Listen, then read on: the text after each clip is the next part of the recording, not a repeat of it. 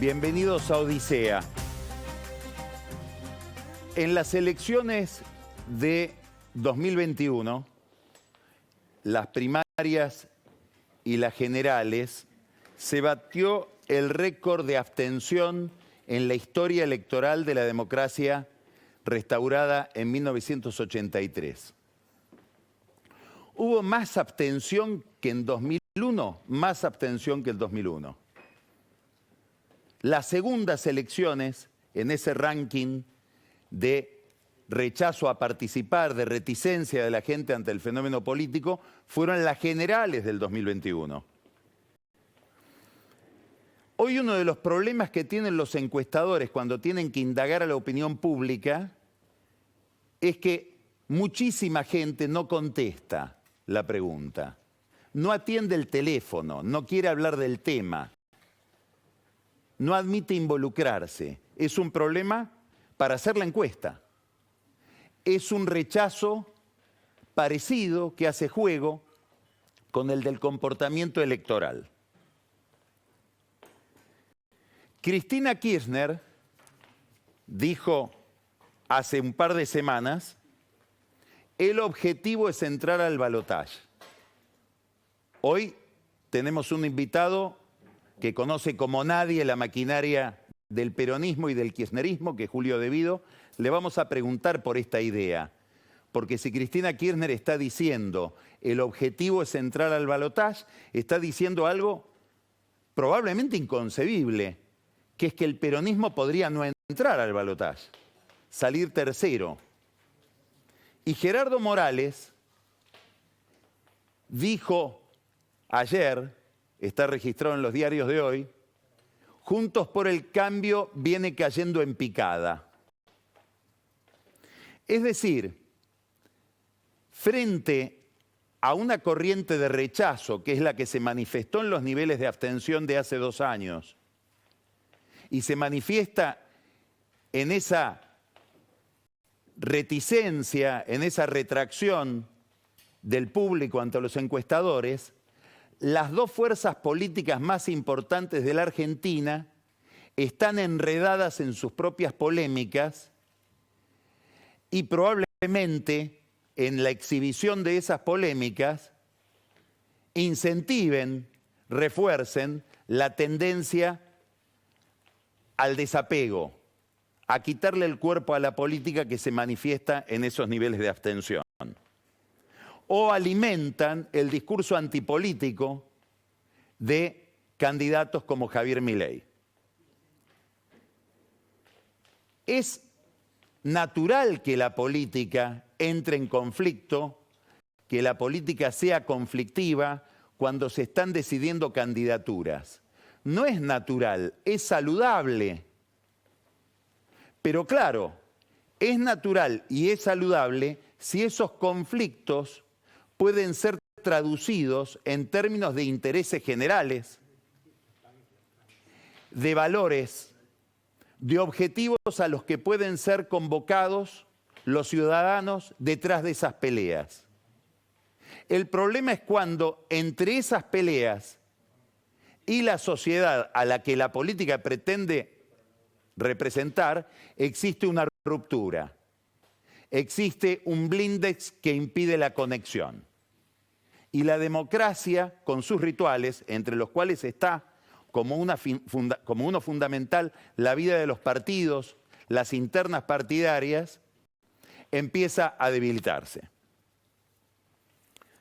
Es obvio por qué estoy diciendo todo esto, porque en el día de hoy aparece una crisis en Juntos por el Cambio. Esa crisis aparece por una iniciativa de Horacio Rodríguez Larreta. Estuvo recién acá en La Nación Más, se acaba de ir en una larga conversación con todo el equipo de Luis Majul.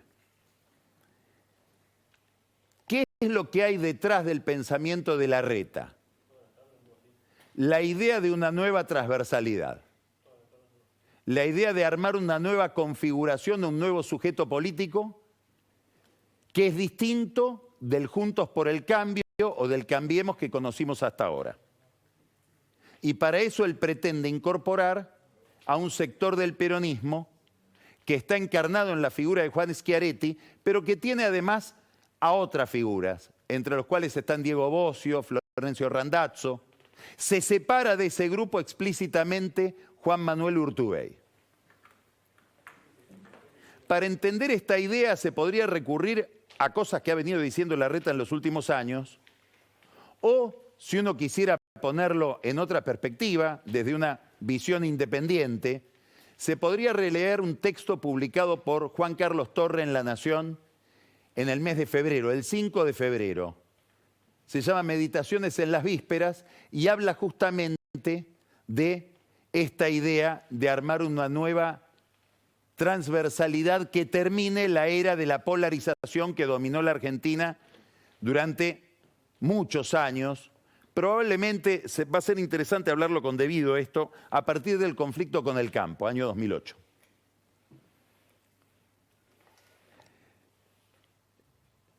Larreta propone incorporar a Schiaretti a Juntos por el Cambio y aparece una resistencia, sobre todo de parte de Patricia Bullrich y aliados de Patricia Bullrich en la interna del PRO.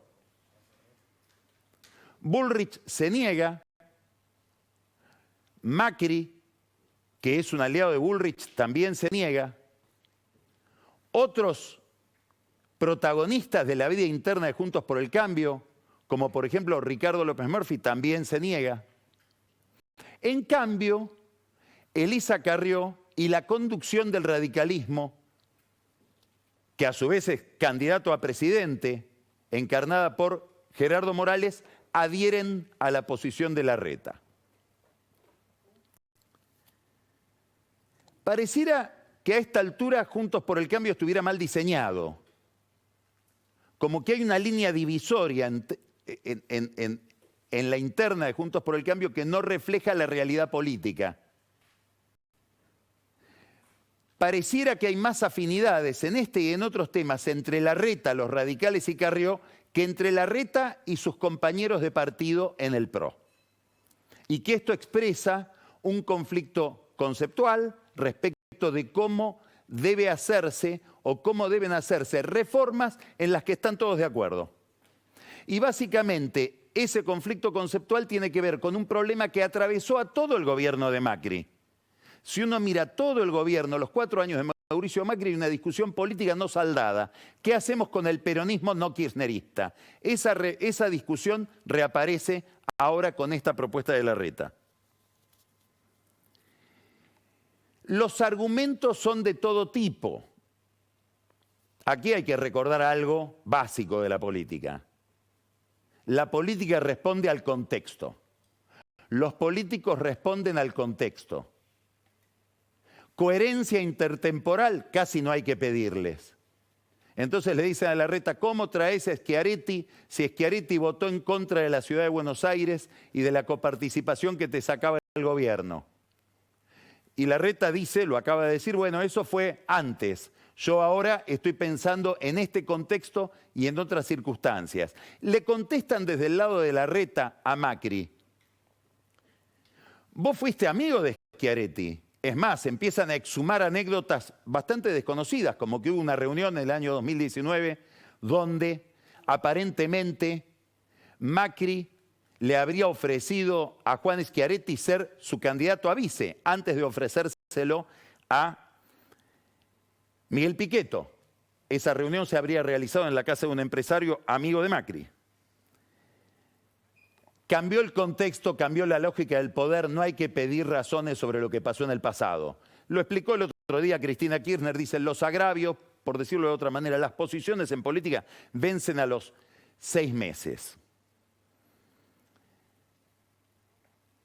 Aquí hay otro problema. No es el problema de si Schiaretti sí o Schiaretti no, sino el procedimiento para introducir esta cuestión, que los rivales de Larreta lo ven como una imposición, algo parecido a lo que pasó con el sistema electoral adoptado para la interna de la Ciudad de Buenos Aires. Iban a ser listas integradas con las listas nacionales o las listas solo locales. Se terminó imponiendo esta segunda posición con resistencia de también los socios del PRO de Larreta, como si estuviera cifrándose en estas polémicas la discusión política, la disputa de poder entre Larreta y Bullrich. Y eso sucede, es así.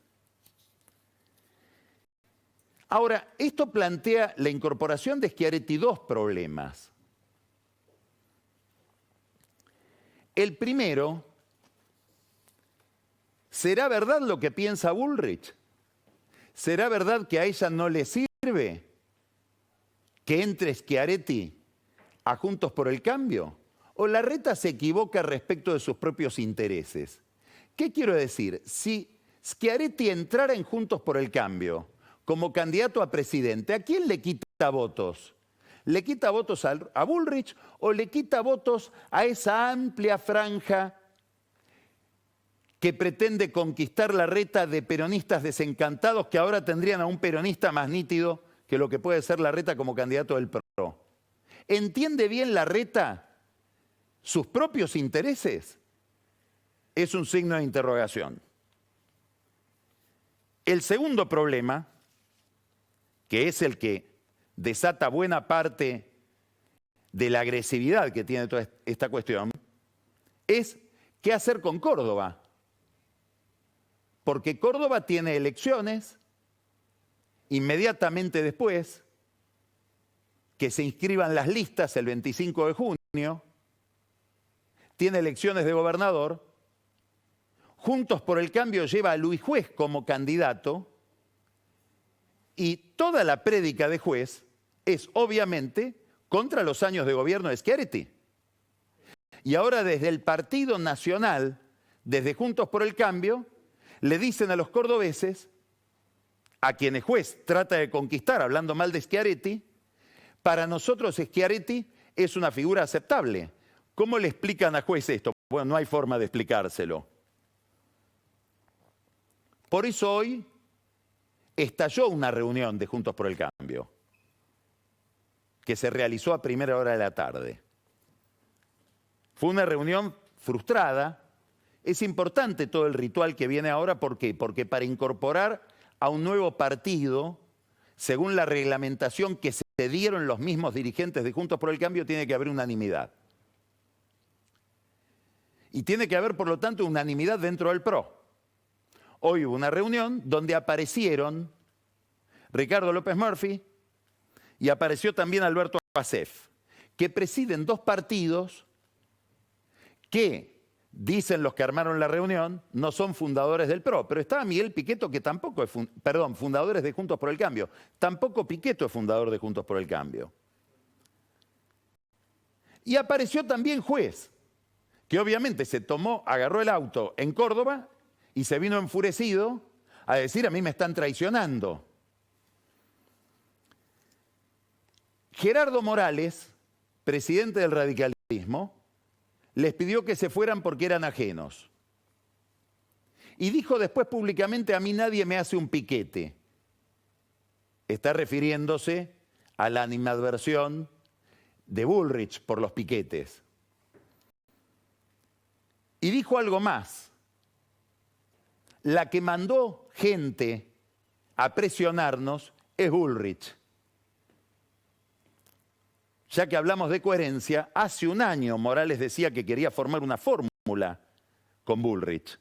Es decir, la coherencia vence pronto. Lo que impone la lógica política al dirigente político es el contexto en el que está ubicado en cada momento.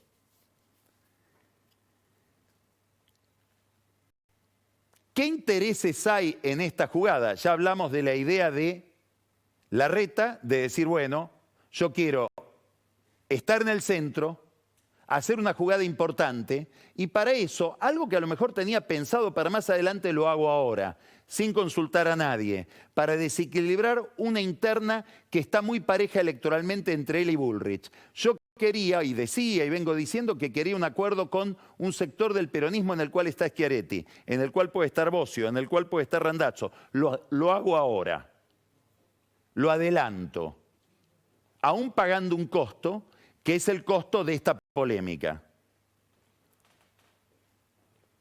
¿Le saldrá bien? Schiaretti ya cobró, en medio de la elección cordobesa, que sus adversarios, el partido de sus adversarios en Córdoba, lo estén buscando para incorporarse, o por lo menos una parte de ese partido, él ya tiene para decirle a los cordobeses: todo lo que dice Juez es falso porque los amigos de Juez me quieren a mí. También hay que preguntarse si en esta jugada no hay alguna desesperación de Schiaretti por cómo le estará yendo a su candidato, Jair Llora, en Córdoba. Nota al pie de página, que no llega a ganar Juez Córdoba, porque ahora sí que no le debe nada a nadie. Se va a transformar en un problema para el peronismo cordobés y se va a transformar en un problema para los que quieren hacerse socios de Schiaretti antes de la elección de Córdoba. ¿Hay un pacto político entre el radicalismo y el peronismo de Córdoba al que tal vez Larreta sea ajeno, entre Schiaretti y Morales, para que Juez, que es una especie de outsider, vamos a ponerlo en términos comparativos, algo parecido a Milei, no termine tomando el poder en Córdoba? ¿Qué pasaría con el radicalismo de Córdoba si Juez es gobernador de Córdoba? ¿Qué pasaría con ese electorado? Y ni que hablar qué pasaría con Schiaretti.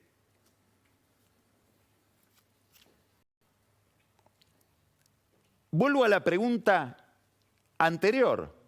Si Schiaretti es candidato a presidente, ¿le saca votos a Bullrich o le saca votos a Larreta? Si le saca votos a Larreta, ¿por qué Larreta lo trae? Porque probablemente no cree que sea candidato a presidente. Porque probablemente le haya dado algún otro lugar en su tablero. Candidato a vice, raro, porque el que quiere ser en realidad candidato a vice de Larreta es Morales, y por eso esta asociación. Candidato a jefe de gabinete, signos de interrogación. La gente de Larreta dice, da un argumento bastante contundente. Schiaretti no puede ser candidato a presidente y solo hace esto para estar bien en Córdoba, porque para ser candidato a presidente en una interna, escuche esto, se necesitan por lo menos 15 millones de dólares. Son cifras.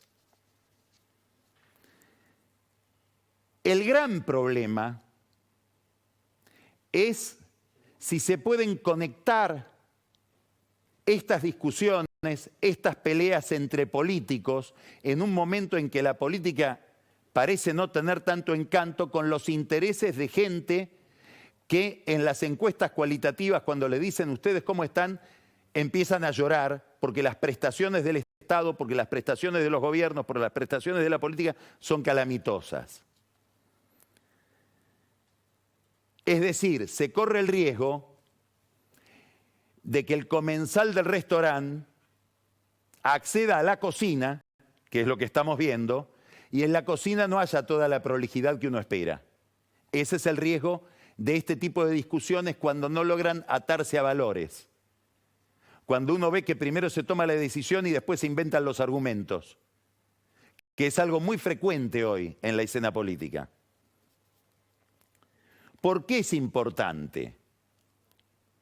Porque a veces en estas enemistades, en estas discusiones, cuando primero se actúa y después se piensa, se desatan dinámicas que terminan decantando en formatos, en situaciones que no eran las que pretendían los actores que desataron esas dinámicas. ¿De qué estoy hablando? Y si todo se rompe, todos dicen nadie quiere romper, pero a veces las cosas se rompen. Si uno mira la política española, si uno mira la política chilena, si uno mira la política peruana, si uno mira la política ecuatoriana, lo que hay es fragmentación. Nadie quería romper, pero donde había 2 ahora hay 4, en Chile, en España. ¿Cómo se produjo? Y nadie sabe. Yo no lo quería hacer, pero se rompió. En el mundo de Bullrich, dicen, Larreta está haciendo todo esto para poder irse del PRO con los radicales Carrió y un sector del peronismo. En el mundo de Larreta dicen, la intransigencia de Bullrich es porque quiere romper e irse con Macri junto con Milei. Ellos imaginan que puede haber ruptura. Nota al pie de página. ¿Se imaginan tanto? ¿Hablarán entre ellos? ¿O cada uno está teniendo una hipótesis equivocada respecto del comportamiento del otro? Mientras tanto sigue habiendo movimientos cotidianos en esta lucha por el poder que no hay que espantarse. Es el corazón de la política. Por ejemplo, la versión más novedosa de las últimas horas es que Patricia Bullrich le habría ofrecido ser candidato a vicepresidente en su fórmula a Facundo Manes. Y que ese Facundo Manes, que no decidió, llegara a decir que no, está pensando Bullrich en Maximiliano Abad, el presidente de la Unión Cívica Radical de la provincia de Buenos Aires. Problema ahí, porque Abad es socio de Santilli, en el fondo es socio de Larreta. ¿Cómo haría Abad para llegar hasta Bullrich pasándole por encima a Santilli, que es su candidato hasta ahora a gobernador? Empiezan a enredarse todos estos problemas. ¿Encontrarán un método? Esta es la pregunta. ¿Para zanjar diferencias? Otra pregunta ligada a esta. ¿Hay alguien cuidando el conjunto en Juntos por el Cambio? ¿O es una guerra de facciones donde lo faccioso domina lo general? No hay que preguntarse solamente por Juntos por el Cambio. Miremos al gobierno, miremos al oficialismo, y está en una situación bastante parecida, si no peor, sobre todo porque son gobierno. Va a ser interesante escucharlo a Devido sobre estos temas. Hubo un viaje de Massa, Máximo Kirchner y una cantidad de funcionarios a China. Lo más importante del viaje de Máximo Kirchner y Massa a China es un llamado que le habría hecho Máximo Kirchner a Axel Kicillof, que no tiene nada que ver con China. El llamado, ni Kicillof ni Máximo Kirchner en esto.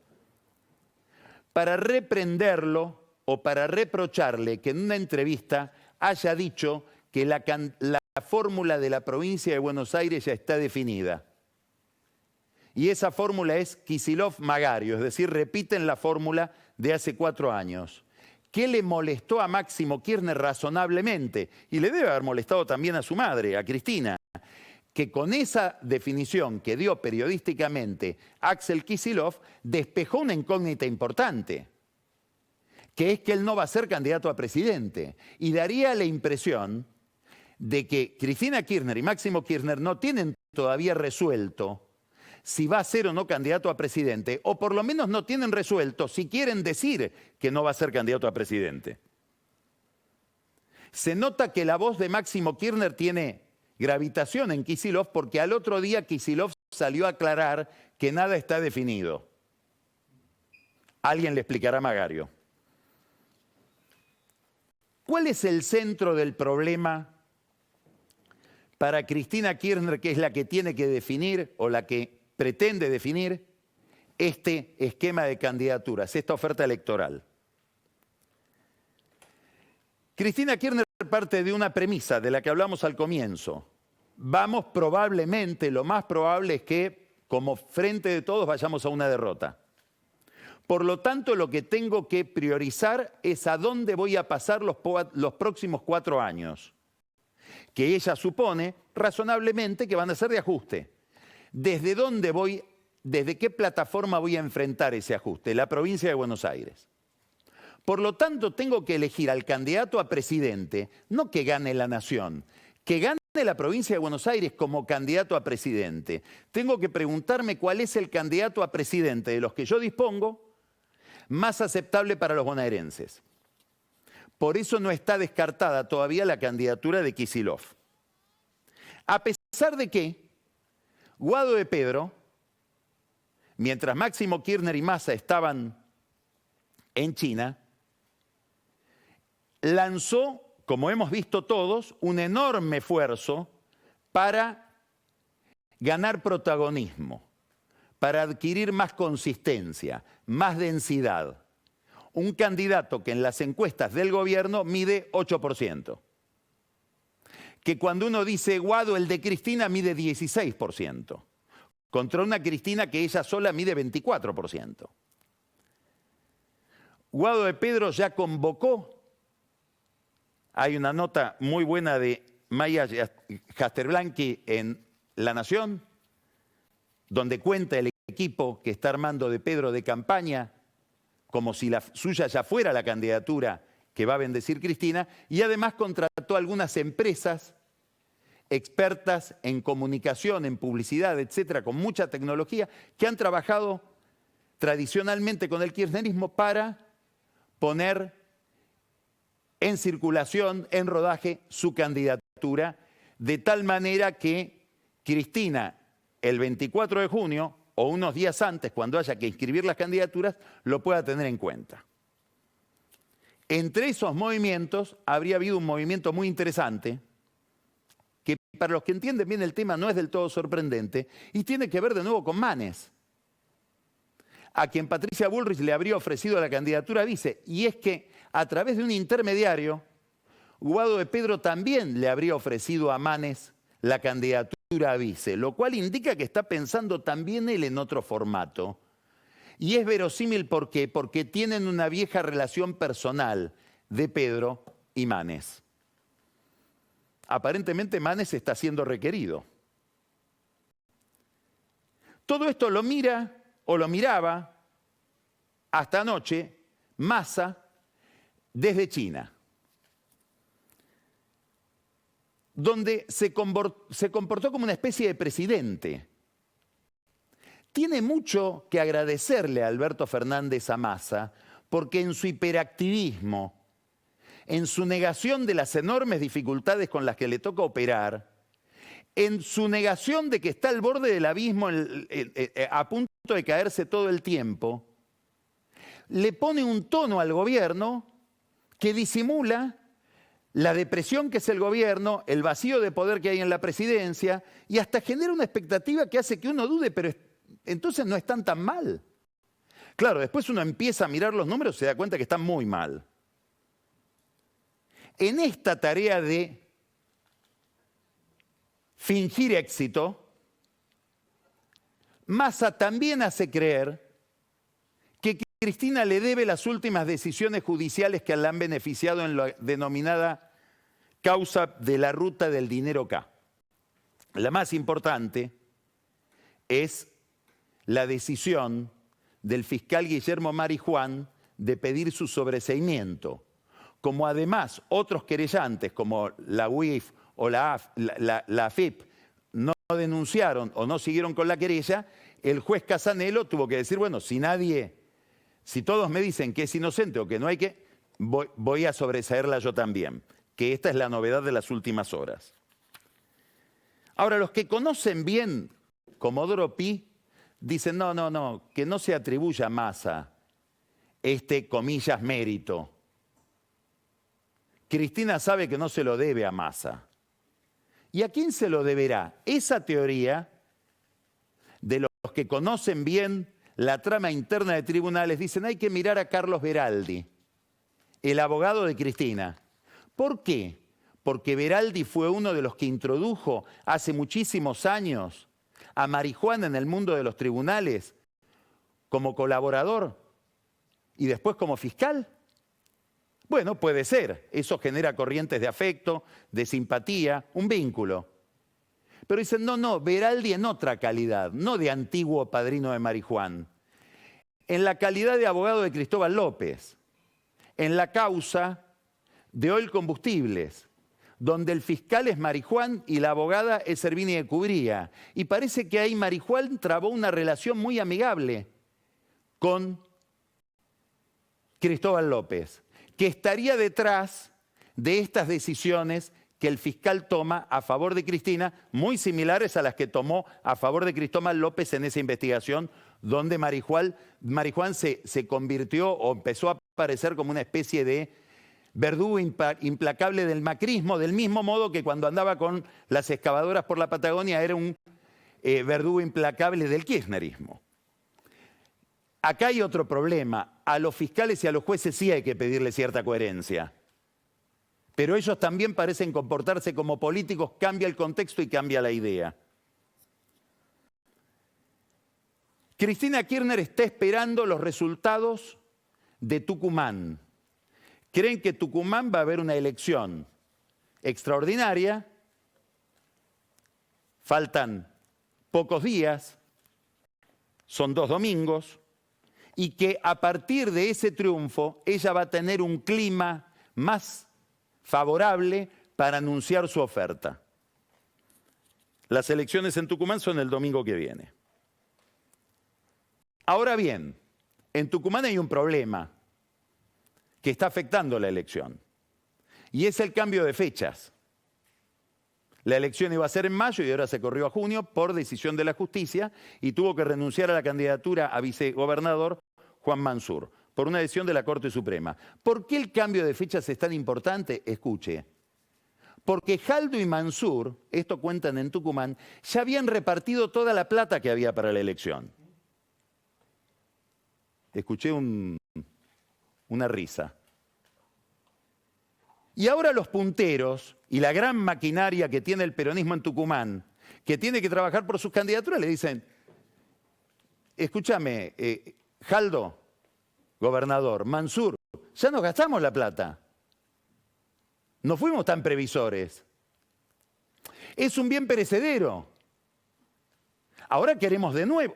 Bueno, ¿cómo juntar semejante cantidad de plata? Hasta para Mansur es un problema. Y en Tucumán dicen que en la semana en que hay elecciones se acaban los pesos de tanta plata que hay que repartir. Así que no se le ocurra a Rosati, a Rosenkrantz, a Maqueda volver a cambiar la fecha, porque pueden hacerlo, está en discusión la fecha. Porque los pondrían de nuevo en otro gasto con ese bien perecedero que es la plata de campaña. Hay un termómetro mucho más importante para que decida Cristina cuál es su capacidad electoral, y son las reservas del Banco Central. El viaje a China fue un viaje mediocre, fue un viaje sin grandes novedades. Tenían que traer una novedad de vuelta y no la consiguieron, que es que el Banco de Desarrollo de los BRICS, de los países que integran el Club de los BRICS, que son Brasil, Rusia, India, China y Sudáfrica, avale y financie a empresas brasileñas para que exporten bienes a la Argentina sin consumir dólares del Banco Central para pagar lo que serían importaciones argentinas. Le dijeron, mira, eso lo vamos a tratar, Sergio, en agosto, y probablemente antes tengas que entrar al banco, y para entrar al banco tenés que ser BRIC. Digamos, lo mandaron a un trámite larguísimo. En agosto ya está todo jugado. O sea, eso fracasó. Más allá de que Dilma Rousseff, gran amiga, es la presidenta de ese banco. Casi que le dijo lo mismo que le dijo Lula a Alberto Fernández en Brasilia. Hay cariño, pero no plata. El swap de reservas por el cual se pueden usar yuanes en las operaciones de comercio exterior fue ampliado, no el monto sigue siendo el mismo, 19.000 millones de dólares. Pueden usar un poquito más de esos 19.000 millones de dólares, pero eso no significa nada. ¿Por qué? Porque no agrega reservas. En todo caso, permite morigerar un poquito la recesión que implica importar menos, porque no tenemos dólares. Pero es como si yo tuviera un bote en el que estoy navegando con un agujero por el cual me voy hundiendo, y bueno, voy sacando con el balde, pero me sigo hundiendo, no resolví el problema. Las reservas del Banco Central se siguen yendo, porque el problema ¿cuál es? La brecha. La relación disparatada que hay entre el dólar paralelo y el dólar oficial, ¿qué hace? Que los importadores adelanten importaciones y que, sobre todo, que los exportadores no ofrezcan dólares. Y que es el problema central de Massa, no se resuelve porque en vez de dólares usemos yuanes. Massa, en un intento por mostrar un éxito, dice, bueno, ya 2 grandes importadores, a ellos les ofende que se diga que son importadores, Rubén Cherniakowski, Newsan, y Nicolás Caputo, Mirgor, es decir, los dueños del gran negocio que es Tierra del Fuego, aceptan importar lo que importan desde China, desarmado para después armarlo en Tierra del Fuego, en yuanes y no en dólares. Es una noticia noticia que uno se emociona hasta que la entiende. No, lo que están diciendo es, les damos los yuanes primeros a ellos, porque dólares no hay. No hay un mérito de esos dos empresarios. En realidad hay un privilegio. Lo que nos están comunicando es, de los yuanes disponibles, los primeros se los van a llevar ellos dos. ¿Por qué? Porque financian campañas electorales, seguramente. Hablando de Caputo, ¿de qué habrán hablado Mauricio Macri con su viejo amigo Nicolás Caputo el martes pasado en Happening de la Costanera? Perdón, de Aeroparque. Sí, de la Costanera. ¿Por qué es importante la pregunta? Porque había tensiones entre ellos, pero más importante todavía porque Caputo es uno de los grandes engranajes del mecanismo de recaudación y financiamiento de la campaña de Larreta. No vaya a ser que Larreta se quede sin plata.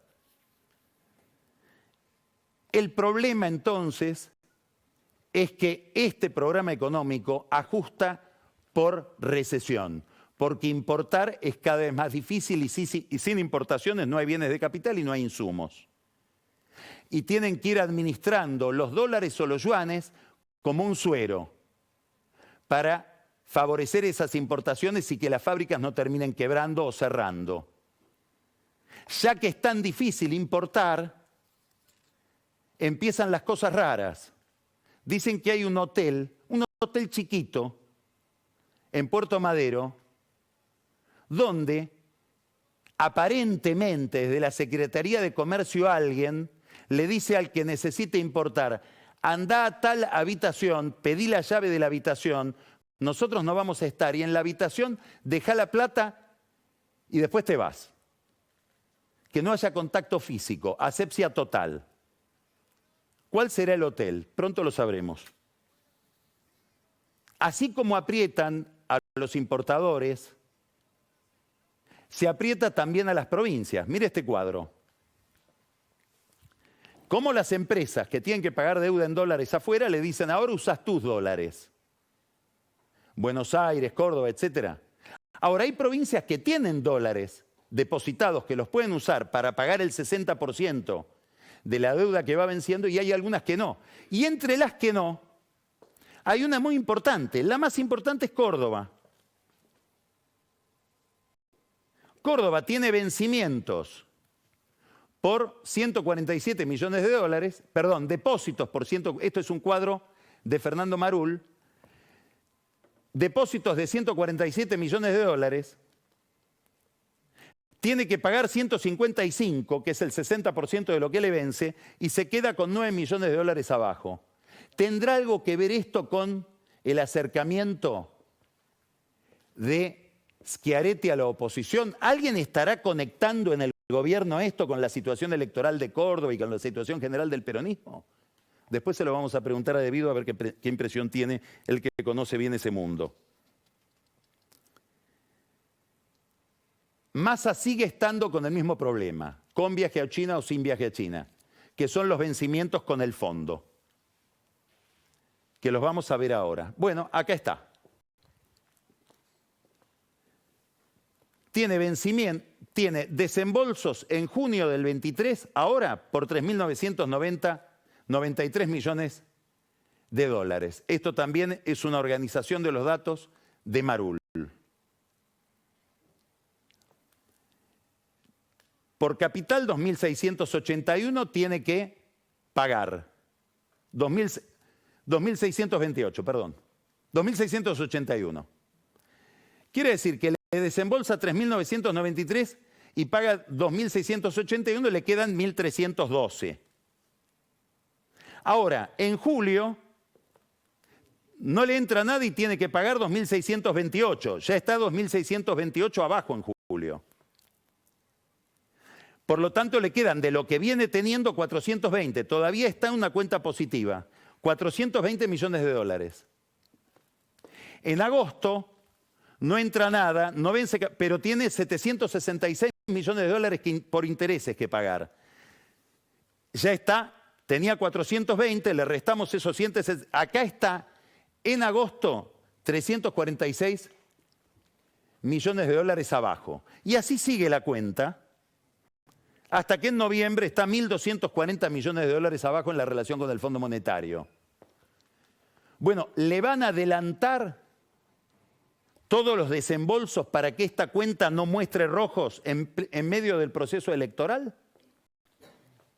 Un banco central que tiene 6.000 millones de dólares de reservas brutas, que incluyen los depósitos de la gente. Esta es la cornisa por la que camina Massa, que no se resuelve pagando importaciones con yuanes, porque el mercado mira esto y la brecha se amplía. Por un programa, y acá hay que decir algo en favor de Massa, mal diseñado en su negociación. Miren cómo es la lógica de este programa económico, que negoció Guzmán y que ahora el costo lo paga Massa.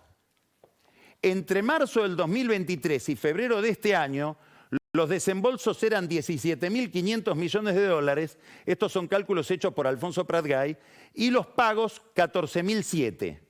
Es decir que Guzmán, no digo que supiera que se iba a ir después, pero en este primer año, de marzo a febrero de este año, se garantizó un saldo positivo de 3.493. Estamos hablando de la plata del fondo que son DEX. Son 4.693 millones de dólares. En cambio, entre marzo de este año y febrero del que viene, que es el periodo que estamos atravesando, los desembolsos del fondo son 14.000 millones de dólares en DEX contra 12.791 millones de DEX. Massa está 791 millones de DEX abajo, que en dólares son 1.050 millones de dólares. O sea que le juega también como viento en contra el diseño del programa. Este es el problema de la economía. Este problema le pega a la gente, nos pega a todos todo el tiempo porque del dólar depende la inflación, por cómo se comporta la economía argentina. Y eso es lo que va alimentando al final de todo la caída del salario, la caída del ingreso, el desencanto político. El desencanto político produce nervios en la política, produce conflictos en los partidos y estas tensiones que vemos en el gobierno y en Juntos por el Cambio. En este punto hay que recordar algo. Hay un artículo excelente que publicaron dos politólogos, Rodrigo Barrenechea y Alberto Vergara, sobre Perú, pero más que Perú, donde sostienen lo siguiente: las democracias pueden debilitarse por autoritarismo, concentración del poder. Es lo que pasó en muchas democracias latinoamericanas en la década pasada. Pero también se pueden debilitar por fragmentación, donde la política empieza a fragmentarse, la representación parlamentaria empieza a fragmentarse, y para mover una piedra ya no hay la fuerza, el músculo que se necesita. O para hacer reformas no hay la masa crítica que la política requiere. Eso también mata a la democracia. Por eso hay que mirar, no si hay internas o no en los partidos políticos. Es deseable que las haya y que haya argumentos y discusiones. El tema es la calidad de esas internas, el nivel de lucha facciosa, si no terminan pulverizando lo que hace pocos meses parecía tan consistente. Empezamos Odisea, vamos a hablar con Julio De Vido de estos y otros temas. Y después vamos a escuchar a Daniel Vilota, hoy Pancho no está, que nos va a hacer una semblanza de la provincia de Buenos Aires con eje o con foco en un personaje, Guillermo Brito. ¿Quién es el candidato de Milei en la provincia de Buenos Aires? Ani Parraguirre, que nos muestra las campañas por dentro, nos va a decir qué papel tienen, muy adecuado para lo de hoy de Larreta, los tiempos electorales, el reloj, el timing, la oportunidad en una campaña electoral. Y Camila Perochena